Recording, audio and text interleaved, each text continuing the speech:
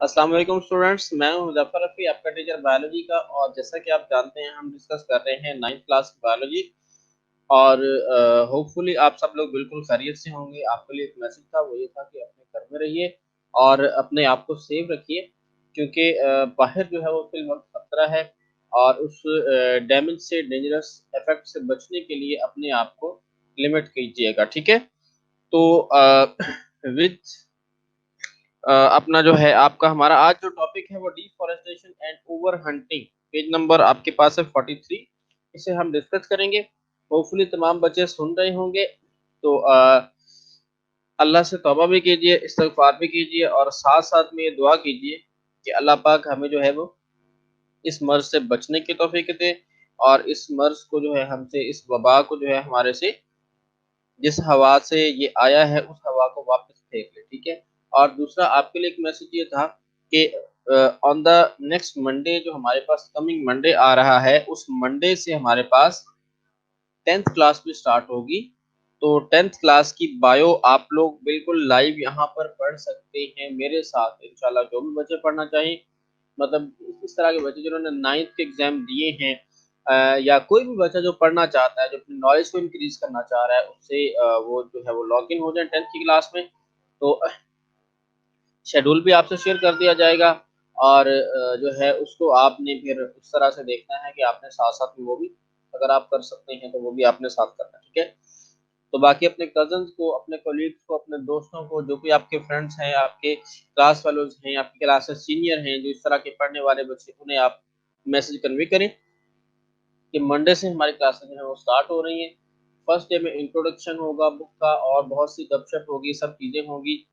तो किसी दिन हम भी इंशाल्लाह थोड़ा सा सिलेबस अभी चलने दें, तो इंशाल्लाह कुछ मैनेज करते हैं, किसी दिन आपसे भी गपशप लगाएंगे। कोई लेक्चर को छोटा सा टॉपिक पढ़ लेंगे, बाकी टाइम सारा गपशप करेंगे, और देखेंगे कि क्या कोई ऐसी चीज़ जो हम खुद से डिस्कस कर सकें। ले जी, without consuming any time, we are come toward topic. Biology के अंदर डिस्कस करें डिफॉरेस्टेशन एंड ओवर हंटिंग। ले जी बेटा जी, डिफॉरेस्टेशन, डी का मतलब होता है ना होना, और फॉरेस्टेशन जंगल। डिफॉरेस्टेशन क्या हुआ जी? जंगलात का ना होना या जंगलात का कम होना। अगर हम इसके एग्जैक्ट मीनिंग में जाते हैं, तो डिफॉरेस्टेशन का मतलब होता है जंगलात का कटाव, कि जंगल को काट देना, खत्म कर देना। This is known as deforestation. तो ये डिफॉरेस्टेशन कहलाता है, ठीक है जी। अब हम बात करते हैं कि डिफॉरेस्टेशन हम क्यों करते हैं और क्या इसकी रीजंस हैं। पहले थोड़ा सा हम वैसे डिस्कस करते हैं, फिर इसे लाइन बाय लाइन हम पढ़ लेंगे, और causes and effect of deforestation और सारा कुछ हम वर्ड बाय वर्ड इसे डिस्कस कर लेंगे। जो डेफिनेशन होगी वो मार्क करवा देंगे, और साथ में आपको एक्स्ट्रा जो क्वेश्चन हैं वो भी आपको दिए जा चुके हैं, ठीक है। तो टॉपिक की तरफ आते हैं। डिफॉरेस्टेशन है जंगलात का कटाव। कल भी हम बात कर रहे थे, यही डिस्कस कर रहे थे कि डिफॉरेस्टेशन हम क्यों करते हैं, जंगलात हम क्यों काटते हैं। उसकी बहुत सारी रीजन है। जो जंगलात हैं, जो फॉरेस्ट हैं, उनसे हम बहुत सारे बेनिफिट हासिल कर रहे हैं। सबसे पहला और main benefit, we obtain timber for our furniture and different purpose. हम लकड़ी हासिल करते हैं इमारती फर्नीचर बनाने के लिए। डिफरेंट किस्म के आप देखते हैं, टेबल है, चेयर है, बहुत सारी चीजें जो है आपके घर में भी ऑब्वियसली होंगी, वो लकड़ी से बनी है। तो इस लकड़ी के लिए दफ्त चाहिए। एक तो इसलिए हम काटते हैं। अब तो काफी हद तक बैन हो चुका है, गवर्नमेंट ने जो है उसको बैन किया है कि आप नहीं काट सकते, because environment of the earth is damaging day by day due to the lack of trees, और ऑक्सीजन की कमी, और बहुत सारे फैक्टर्स में है, नो डाउट। मेरा ये मानना है, बीइंग ए मुस्लिम, अगर देखा जाए तो इंसान की वैल्यू नहीं है, इंसान की, ये कहते हैं ना कि वो औकात नहीं है, वो वक़्त नहीं है कि वो इस अल्लाह के बनाए हुए सिस्टम को डैमेज कर सके। ये इंसान के पास कुदरत नहीं है कि वो अल्लाह के बनाए सिस्टम को डैमेज कर सके। अब आपने भी देखा होगा एनवायरमेंटल केमिस्ट्री में, या आप बायोलॉजी के अंदर पढ़ेंगे, बायोलॉजी के अंदर, कि ओजोन लेयर जो है वो खत्म होती जा रही है। लेकिन अब जो रिसेंट रिसर्च है उसमें ये बताया जा रहा है कि ओजोन लेयर दोबारा से कंप्लीट हो रही है। What is the reason of completion of this ozone layer, हमें नहीं पता। लोग कहते थे कि अब इस तरह सर्दियां बहुत सिमट गई हैं, कम हो गई हैं, बहुत ज़्यादा हीट हो गई है, जो है ग्लोबल वार्मिंग है, एक्सेट्रा एक्सेट्रा। इस दफ़ा ठंड कितनी ज़्यादा टाइम तक रही है, और कितनी ज़्यादा रही है। तो ये सब चीज़ें जो हैं देखें ना, अल्लाह ताला की ज़ात जो है उसने इस दुनिया को चलाना है, उसने इस सिस्टम को चलाना है और वो ज़ात बेहतर जानती है कि इस दुनिया को, इस सिस्टम को किस तरह से चलाना है। इंसान नो डाउट इफ़ेक्ट हम करते हैं, थोड़ा बहुत इफ़ेक्ट ज़रूर होता है, लेकिन उस इफ़ेक्ट में हमारा रोल बिल्कुल माइनर सा है कि हम बहुत ज़्यादा चेंज नहीं कर सकते। अगर देखा जाए इंसान की हैसियत क्या है इस दुनिया में, इस ग्लोब के अंदर, तो हम देखते हैं कि 1/3 तकरीबन 3 हिस्से दुनिया के अंदर वो क्या है जी, पानी है, 1 हिस्सा खुश्की है। अब उस खुश्की का जो हिस्सा है, उसमें भी तकरीबन 1% आप कह रहे हैं जिस पे रेज़िडेंशियल ह्यूमन बीइंग इंसान जो है वो रहते हैं, रेज़िडेंट। बहुत सारे तो पहाड़ हैं, जंगलात हैं, जिनको हम जो रेज़िडेंशियल भी नहीं है, एग्रीकल्चरल लैंड भी नहीं है। वहाँ तक इंसान की रसाई नहीं, हम पहुँचती नहीं है, वहाँ पे खुद रोज़ झाड़ियाँ हैं, वाइल्ड लाइफ़ है वगैरह-वगैरह। जो हमने ज़मीन को काम में लाए हैं वो थोड़ी-सी है और उससे भी बहुत कम जगह पे हम हमारी रेज़िडेंशियल एरिया है। लेकिन इंसान की हरकतें जो है ना, हज़रत इंसान की वो काफ़ी डैमेजिंग हैं। हमने बहुत सारी इंडस्ट्री लगाई है जो बहुत टॉक्सिक वेस्ट रिलीज़ करती है। समुद्री पानी को वो जो है वो ख़राब कर देते हैं और वो जो है वो पानी फिर बाद में एक्वाटिक लाइफ़ मतलब फ़िशेज़ के लिए जो है वो बहुत डैमेज करता है उन्हें, ठीक है? तो ये सब चीज़ें साथ-साथ, तो असल बात ये है, मेरा तो ये मानना है कि इंसान बज़ाते खुद कोई बहुत बड़ा डैमेज नहीं कर सकता एनवायरमेंटल सिस्टम में। Being a Muslim, I believe that we are not able to destroy any type of ecosystem जो कि अल्लाह ताला ने बनाया है, उसे हम डिस्ट्रॉय या उसे ख़त्म नहीं कर सकते, ठीक है? लेकिन नो डाउट इफ़ेक्ट होते हैं, लेकिन बहुत कम। इतने नहीं जितने बढ़ा-चढ़ा के पेश की जाती हैं। बीइंग ए मुस्लिम मैं ये कंसीडर नहीं करता और नज़र भी आता है बिल्कुल इसी तरह कि वाक़ई इंसान की वक़्त उतनी नहीं है जितनी वो समझता है कि मेरी इस दुनिया में है। लीजिए टॉपिक की तरफ आते हैं। डिफ़ॉरेस्टेशन या जंगलात का कटाव लोग क्यों काटते हैं जी? इमारती लकड़ी बनाने के लिए, फर्नीचर बनाने के लिए, इसके अलावा मतलब उसके बहुत सारे यूज़ है, जलाने के लिए भी इस्तेमाल करते हैं, कोयला बनाने के लिए इस्तेमाल करते हैं, बहुत सारे उसके पर्पज़ हैं। अब उसके बाद नेक्स्ट ये बात आती है कि डिफ़ॉरेस्टेशन का इफ़ेक्ट क्या है बायोडायवर्सिटी के ऊपर। बायोडायवर्सिटी क्या है कि लिविंग ऑर्गेनिज़्म जितने भी वाइल्ड लाइफ़ है, उसे हम बायोडायवर्सिटी कंसीडर कर रहे हैं। वो तमाम की तमाम क्या है जी, इफ़ेक्ट उसपे क्या है, हमारे पास जो डिफ़ॉरेस्टेशन है उसका क्या इफ़ेक्ट होगा। जंगलात कट गए, उसके दरख्तों के पत्तों पे ऊपर जो बर्ड्स रहते थे उनका रहने की जगह हैबिटेट खत्म हो गया, वो रहने की जगह नहीं उनके पास। उसके बाद जो नीचे झाड़ियाँ उगी थी और डिफरेंट जानदार वहाँ रहते थे, उनके रहने की जगह खत्म, वो भी दर-बदर हो गए। आहिस्ता-आहिस्ता जंगलात कम होते जा रहे हैं, वाइल्ड लाइफ जो है वो फिर उसी लिमिटेड जगह पे चली जाती है। तो होता क्या है, सोर्सेज़ लिमिटेड हो जाते हैं। सोर्सेज़ मतलब उतने ही हैं जानदार जहाँ से आपने उसको काट दिया, वहाँ के जानदार भी उसी एरिया में चले गए। तो सोर्सेज़ कम हो गए तो कॉम्पिटिशन ज़्यादा हो गया।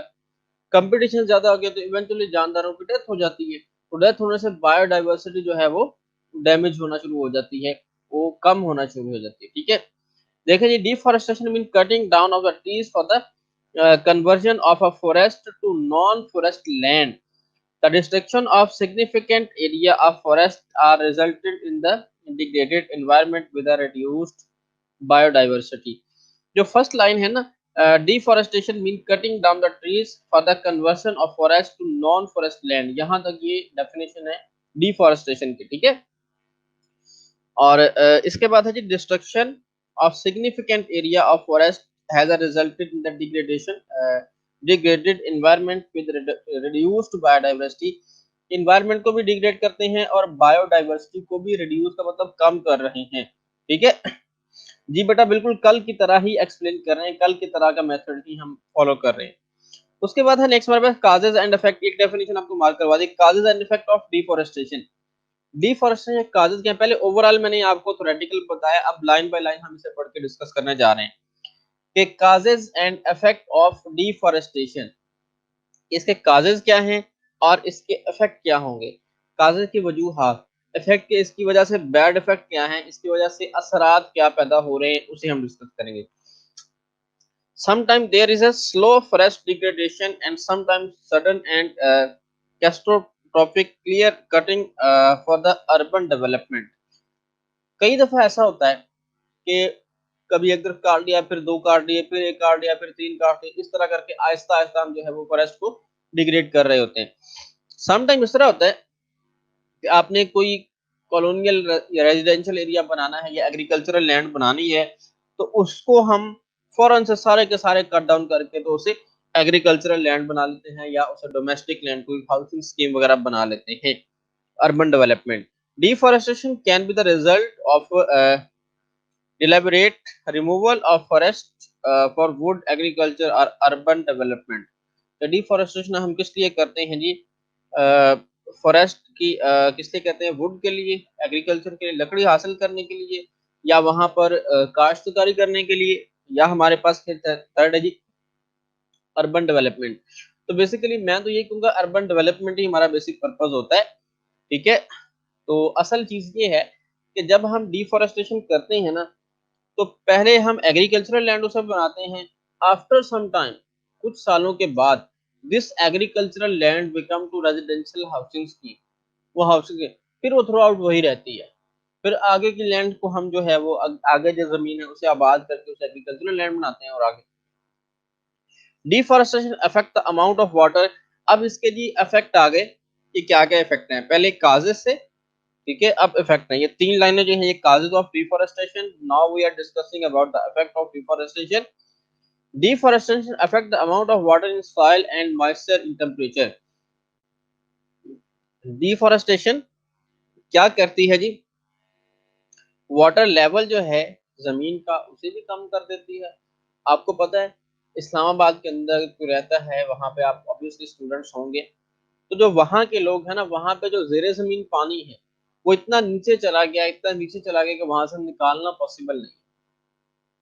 तो बहुत ज्यादा एफर्ट के साथ वहां से निकाला जाता है, और वो जो निकाला जाता है उसको फिर इस्तेमाल करते हैं, और वो जो है फिर डैमेजिंग है।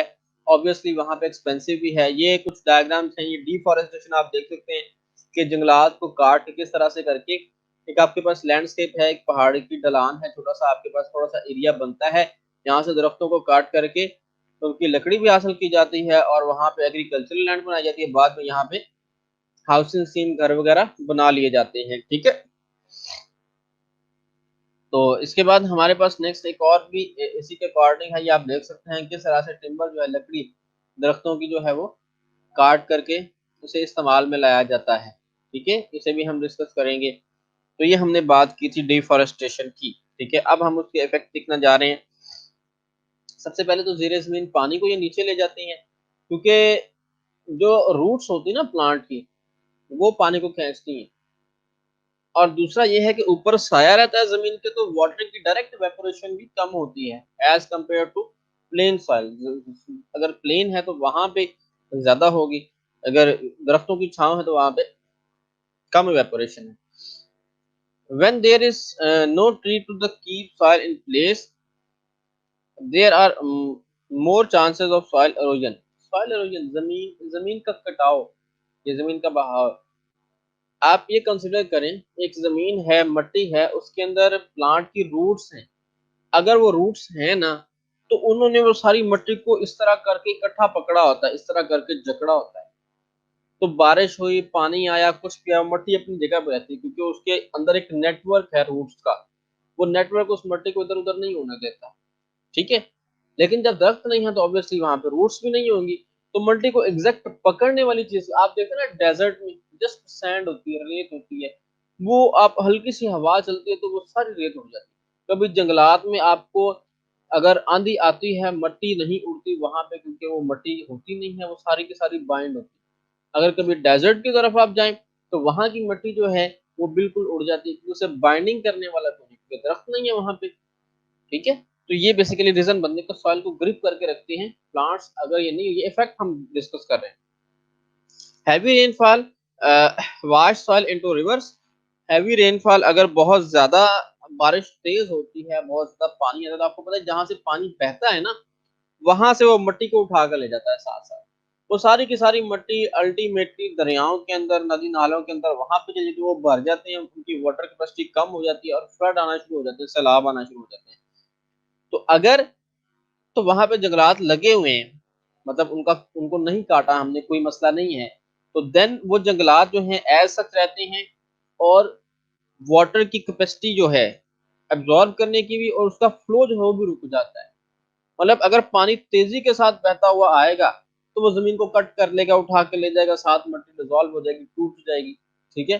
लेकिन अगर उसके दरमियान में हर्डल्स आ रही हैं, पानी के दरमियान दरख्त हैं, कुछ झाड़ियां हैं, कुछ है, तो पानी की स्पीड ही नहीं बनेगी, पानी रिसता रिसता जाएगा ऐसा, तो सॉइल एरोजन नहीं होगी, जमीन का कटाव नहीं होगा, जमीन वहीं के वहीं रहेगी, मट्टी दरियाओं के अंदर पानी एक्स्ट्रा नहीं, मतलब पानी तो जाएगा लेकिन मट्टी जो सिल्ट आप उसे बोलते हैं वो नहीं जाएगी, डैम्स नहीं भरेंगे, उनकी कैपेसिटी कम नहीं होगी। ये सारे उसके अंदर रीजन आ जाते हैं, ठीक है जी। एसेंशियल न्यूट्रिएंट्स, एसेंशियल कहते हैं जरूरी को, न्यूट्रिएंट्स जो प्लांट एब्जॉर्ब करते हैं, जिस तरह हम न्यूट्रिशनल फूड लेते हैं तो एसेंशियल न्यूट्रिएंट्स कहलाते हैं। Essential nutrients were washed out of the soil. Essential nutrients जो जरूरी न्यूट्रिएंट्स हैं वो जमीन से, सॉइल से वाश आउट हो जाते हैं, ठीक है। वाश आउट का मतलब ये है कि वो जमीन से धो दिए जा, अब धो दिए जाते हैं क्या मतलब हुआ, वो इस तरह हुआ जी कि जब बारिश होती है ना बहुत तेज, जमीन की जो ऊपर वाली लेयर होती है उसे हम कहते हैं अर्थ क्रस्ट, जो अर्थ क्रस्ट है ना वो साथ ही उसके चली जाती है। अब अर्थ क्रस्ट जो है वो जो है उसके अंदर मैक्सिमम न्यूट्रिएंट्स होते हैं ऊपर वाली लेयर के अंदर, तो वो सारी की सारी कहाँ जी, दरिया में चली जाती है। आपको पता है जो यहाँ पे नर्सरी फार्म होते हैं, ये प्लांट्स छोटे फार्म्स होते हैं, उनके पास जो मिट्टी होती है वो बड़ी अच्छी होती है और जरखेज होती है, वो बेसिकली दरियाओं में नदी नालों के अंदर से मिट्टी लेके आते हैं, उसमें सीड बहुत जल्दी के साथ, तेजी के साथ और बड़े अच्छे ग्रो करते हैं। उसकी रीजन है कि नदी नालों में वो मिट्टी आती है जो बिल्कुल ऊपर वाली लेयर होती है, उसमें न्यूट्रिएंट्स बहुत ज्यादा होते हैं। तो नर्सरी फार्म जहाँ पे पौधे फूल वगैरह आपको मिलते हैं, परचेज करने जाते हैं आप वो वाले, तो वहां से आपको मिलते हैं, उसकी रीजन ये कि वो मट्टी लेके आते हैं, उसमें न्यूट्रिएंट्स बहुत हैवी होते हैं, बहुत अच्छे होते हैं, इसलिए उसमें प्लांट की ग्रोथ बड़ी अच्छी होती है। ये उसकी रीजन है।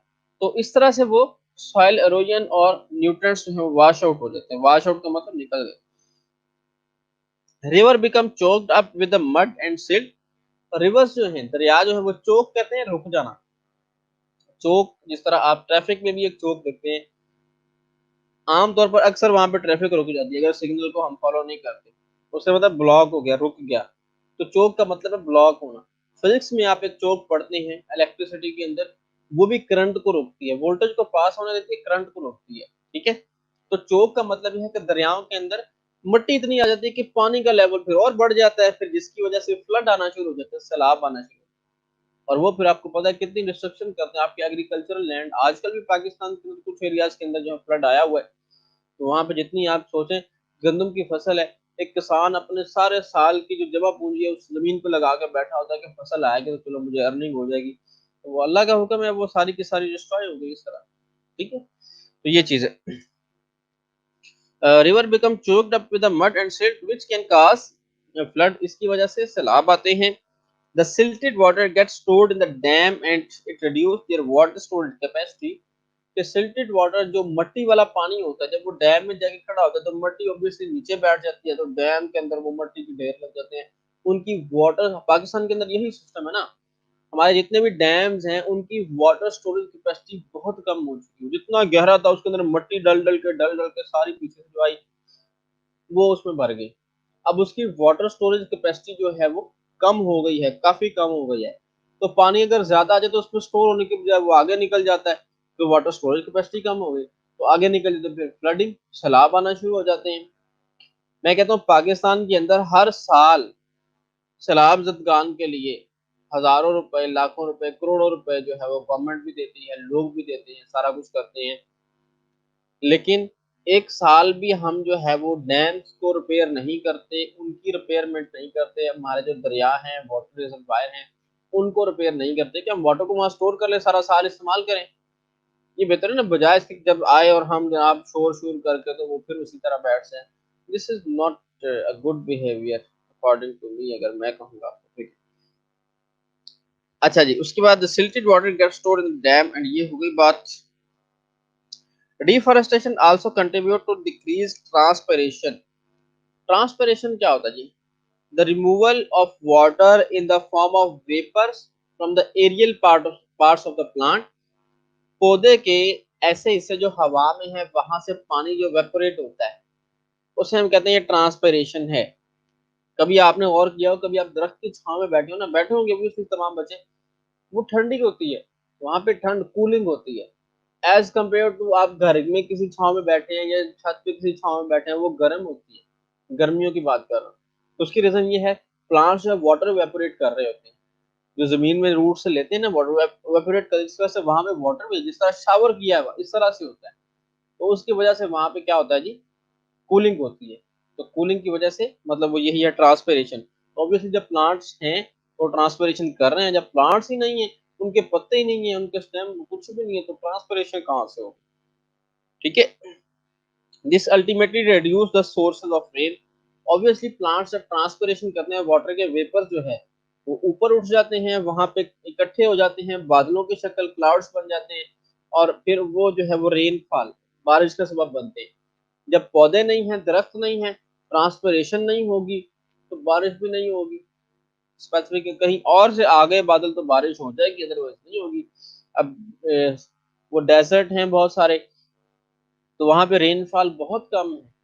सहरा के अंदर बहुत कम बारिश होती है, इतनी कम कि वहां पे लाइफ गुजारना मुश्किल है। पाकिस्तान के अंदर भी चोलिस्तान है, थर के इलाके, पंजाब से शुरू हो जाता है ये, और बहावलपुर के करीब से, और वो सिंध में आखिर तक जाता है। ये डेजर्ट है सारा।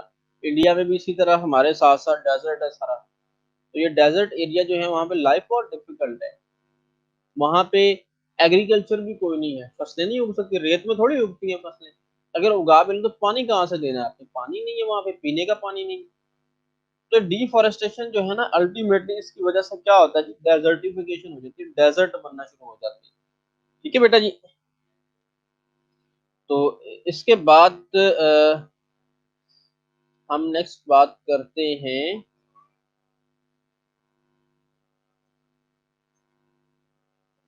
हमारे पास अ, एक मैं पेज नंबर मेंशन कर रहा हूँ, बच्चों को मसला हो रहा है थोड़ा सा। Forest support considerable biodiversity. अब इसके बेनिफिट्स ऑफ बायोडाइवर्सिटी आप कह सकते, बेनिफिट्स ऑफ फॉरेस्ट आप कह सकते हैं। ठीक है। पहले हमने उसके डिफॉरेस्टेशन के काजेस पढ़े हैं, फिर उसके इफेक्ट पढ़े हैं। अब हम बेनिफिट्स ऑफ फॉरेस्ट पढ़ रहे हैं। फॉरेस्ट सपोर्ट कंसिडरेबल बायोडाइवर्सिटी, बहुत सारी बात, तकरीबन तमाम की तमाम बायोडाइवर्सिटी जो है वो प्लांट्स जो है उसे, पौधे जो है, जंगलात जो है उसे सपोर्ट करते हैं। They utilize of forest products include timber and fuel wood have, the utilization of forest product include timber and fuel would have played a key role in the human science societies. Today, developed countries continue to utilize timber for the building houses and wood pulp for making paper. ये मैं आपको जरा समझाता हूँ, जो side box है उसे हम रीड कर लेते हैं जरा। The rates of produce cash for fruits, species, sugar, spices, sugar, tobacco, soap, rubber, paper, काफी सारी चीजें हैं। ये तमाम के तमाम कहाँ से जी, पौधों से हासिल होती हैं। Plants are the sources of all things. तकरीबन तमाम हमारी खाने की चीजें वो पौधों से हासिल होती हैं, जानवरों से हासिल होती हैं। और जानवर किस पे फीड करते हैं, वो पौधों पे फीड करते हैं। तो इसका मतलब ultimately we are depend, directly और indirectly we are depend upon plants. अपने कपड़ों के लिए, ये जो है कॉटन से बनता है, सेलुलोज से, इसके लिए हम प्लांट्स पे डिपेंड करते हैं, जो कॉटन कपास होती है। ये जो पेज आप देख रहे हैं, ये बुक के जो पेज होते हैं, ये पेज किससे बना होता है, ये सेलुलोज से बना होता है। ये सेलुलोज कहाँ से आते हैं, ये भी कॉटन से बनती है, प्लांट मटेरियल होता है ये भी। तो इस तरह बहुत सारी चीजें इस तरह की हैं, तकरीबन तमाम चीजें इस तरह की हैं जो हम डायरेक्टली और इनडायरेक्टली प्लांट से हासिल करते हैं। ठीक है जी। तो ये है, मतलब पैसे की दौड़ में हम पड़े हुए हैं और आगे से आगे हम चलते जा रहे हैं, तो इस वजह से बहुत ज्यादा डैमेजिंग इफेक्ट जो है वो सामने आते हैं, नजर आते हैं। In the developing countries, almost 3 billion people rely on the wood for the heating and cooking. तकरीबन 3 बिलियन, हाँ जी, तकरीबन 3 बिलियन लोग जो है वो जंगलात की लकड़ी को आग जलाने के लिए इस्तेमाल करते हैं। अंडर डेवलप्ड कंट्रीज की बात करें तो पाकिस्तान भी उसके अंदर ही है। हमारे यहाँ गांव में, देहातों में दरख्तों की लकड़ी को हम इस्तेमाल करते हैं खाना पकाने के लिए, जलाने के लिए। विदाउट एनी पर्पस हम उनको काट के यूटिलाइज कर लेते हैं। नो डाउट वहाँ पे वो ठीक भी है, मैंने गलत नहीं कहूँगा, क्योंकि गवर्नमेंट का काम है ना वहाँ तक कि ये गैस को पहुँचाना और तमाम सोर्सेज को पहुँचाना ताकि वो कुकिंग कर सके, लेकिन अल्टीमेटली उन्हें तो कुछ करना है ना। तो कोई बात नहीं, अल्लाह ताला के काम है, वो जंगलात को उगाएगा, सारा कुछ करेगा, इंसान इसमें कोई बहुत ज़्यादा टेक पार्ट नहीं कर सकता। नो डाउट इफेक्ट ज़रूर होता है। ठीक है जी। नेक्स्ट इस पैराग्राफ को हम पूरा करते हैं और ओवर हंटिंग की हम बात करते हैं। For building house and wood pulp for making paper, लकड़ी की पल्प हम बनाते हैं, मतलब एक ना जिस तरह आप शहद होता है आप देखते हैं हनी, उस तरह का एक लकड़ी होती है, उसके अंदर हम केमिकल डालते हैं, उसे क्रश करते हैं, वो बिल्कुल हनी लाइक विस्कस शहद की तरह का गाढ़ा मटेरियल बन जाता है। ठीक है, उसे हम क्लीन भी करते हैं, साफ करते हैं, तमाम चीजें। फिर दो रूलर होते हैं बड़े बड़े, बहुत हैवी इंडस्ट्री, उसके दरमियान से वो पल्प गुजरता है तो बारीक शीट बन जाती है। आगे से उस शीट को हीट करते जाते हैं, जब उसे हीट करते हैं तो वो ड्राई हो जाती है, वो ड्राई होकर पेपर बन जाता है। उस पेपर की फिर कटिंग करके डिफरेंट पर्पस के लिए हम यूज करते हैं। आपके हाथ में जो बुक है वो भी पेपर से बनी है और वो भी ऐसे ही बना है। मैन्युफैक्चरिंग ऑफ पेपर, आप सेकेंड ईयर की केमिस्ट्री में 16 चैप्टर है आई थिंक, केमिकल इंडस्ट्रीज, उसके अंदर हम manufacturing of paper second year class 12 में डिस्कस कर सकते हैं। The first product industry is the large part of economy in the developed and developing countries। बहुत इंपॉर्टेंट पार्ट है डेवलपिंग और डेवलप्ड कंट्रीज, जो डेवलप्ड हो चुके हैं या डेवलप कर रहे हैं, तरक्की याफ्ता और तरक्की पजीर से आप कहते हैं, उन ममालिक के अंदर दरख्त जो है बहुत अहम रोल इकोनॉमी के अंदर, क्योंकि लकड़ी सेल होती है ना। तो उसके बाद द फॉरेस्ट, ये बात हो गई short term economic gain made by conversion of forest to agriculture. Agriculture often lead to loss of long term income. आप शॉर्ट टर्म फायदा देखते हैं, दरख्तों को काट के वहां पे एग्रीकल्चर उगा देते हैं, लेकिन वो लॉन्ग टर्म बेनिफिट नहीं होता। जो ऑक्सीजन आपको प्रोवाइड की जा रही है वो वेंटिलेटर पे आप 24 घंटे में कितने इस्तेमाल कर लेते हैं, तो तकरीबन $5000 की, डॉलर्स की। अल्लाह ताला ने आपको आज तक free of cost oxygen provide की हुई है, आप हिसाब करें कितने की आपने ऑक्सीजन इस्तेमाल कर ली, तो आप फिर भी दरख्त काटते हैं, सोचने की बात है।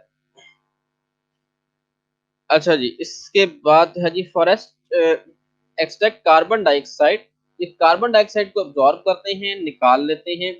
And pollutants from the air, pollutants होते हैं वेस्ट मटेरियल या इस तरह के जो हार्मफुल मटेरियल हैं हवा के अंदर, उन्हें अब्जॉर्ब कर लेते हैं। दस कंट्रीब्यूटिंग टू बायोस्फीयर स्टेबिलिटी, इसलिए ये बायोस्फीयर मतलब हवा, हमारी जो बायोस्फीयर है इसके अंदर स्टेबिलिटी को मेंटेन रखती हैं। Forest are also valued for their aesthetic beauty and the trust tourist attention attraction। बस थोड़ी सी लाइट जो है ना आगे से काफी है तो इसलिए पढ़ने में मसला हो जाता है। टूरिस्ट अट्रैक्शन के जो प्लांटेशन है या दरख्त हैं वो इस सब में भी टेक पार्ट कर रहे हैं। These important aspects of forest are also harmed due to deforestation। जंगलात के कटाव की वजह से तमाम चीजें जो है वो डैमेज हो रही हैं। इन Pakistan too, deforestation is a great threat to biodiversity. It is province Khyber Pakhtunkhwa that close canopy forest, वहाँ पर काफी जो है वो फॉरेस्ट ने क्लोज कैनोपी ऊपर से बंद वाले, are shrinking and approximately 1% per year, 1% जो हर साल में खत्म हो जाते हैं। इसका मतलब है 100 साल के अंदर वो तमाम के तमाम खत्म हो जाएंगे। कल इंशाल्लाह हम ओवर हंटिंग भी डिस्कस करेंगे। आज हमारा जो चल रहा है वो पेज नंबर अब 44 है। तो ले जी, आपका क्वेश्चनिंग का टाइम स्टार्ट होता है। अब आप क्वेश्चन करेंगे और मैं होपफुली उसकी आंसर करूंगा। बस अब आपसे एक रिक्वेस्ट है कि अपनी डिस्कशन आप ना कीजिएगा। कैनोपी होती है बस इस तरह के, वो होते हैं नहीं मखरूती आप कहते हैं, जैसे इस तरह के मखरूती टाइप के दरख्त होते हैं वो वाले, तो पहाड़ों पे अक्सर वही उसी टाइप के होते हैं। ठीक है, ले जी, आपके क्वेश्चन फिल वक्त नहीं आ रहे। अगर आपको कोई क्वेश्चन, ऐसी कोई चीज जो आज के टॉपिक्स में या पिछले टॉपिक्स में आपको, अर्बन डेवलपमेंट, अर्बन डेवलपमेंट शहरी इलाकों की डेवलपमेंट होना। ठीक है, एक शहरी इलाके जैसे लाहौर है, इसके साइड्स पे आप देखें तो बहुत सारी नई डेवलपमेंट हो रही है, नई कॉलोनीज बन रही हैं, तो वो अर्बन डेवलपमेंट के केस में आते हैं। ठीक है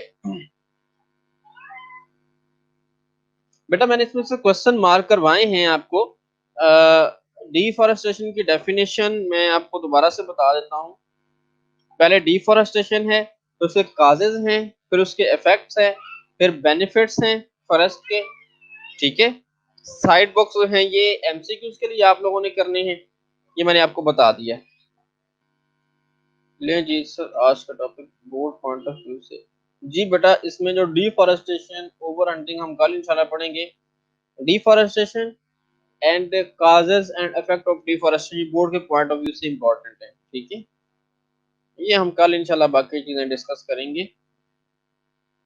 तो ले जी बच्चों के क्वेश्चन मैंने देख लिए हैं। सर यार आपको क्या रिपीट करना है? यूटिलाइजेशन का मतलब होता है इस्तेमाल करना। यूटिलाइजेशन का मतलब होता है इस्तेमाल, किसी भी चीज को यूज करें, यूटिलाइजेशन।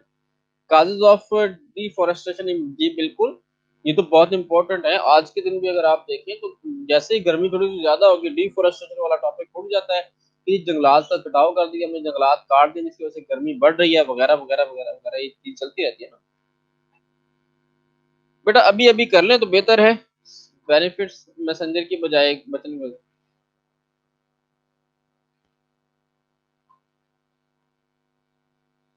बेटा वो आपको ना ये हमारी वेबसाइट से ही मिल जाएगा, पास पेपर्स आप सर्च करेंगे ना तो आपको मिल जाएंगे, पास पेपर तमाम मिल जाएंगे। लें जी, इम्पोजिंग के, इम्पोज करना, किसी पर लागू करना, कोई काम आपने ऑर्डर दिया है ना उसको इम्पोज करना वो होता है। ओवर हंटिंग इंशाल्लाह कल हम फर्दर डिस्कस करेंगे। ठीक है, ओवर हंटिंग और जरूरत से ज्यादा शिकार करना कल इंशाल्लाह इसे डिस्कस करेंगे। ठीक है जी।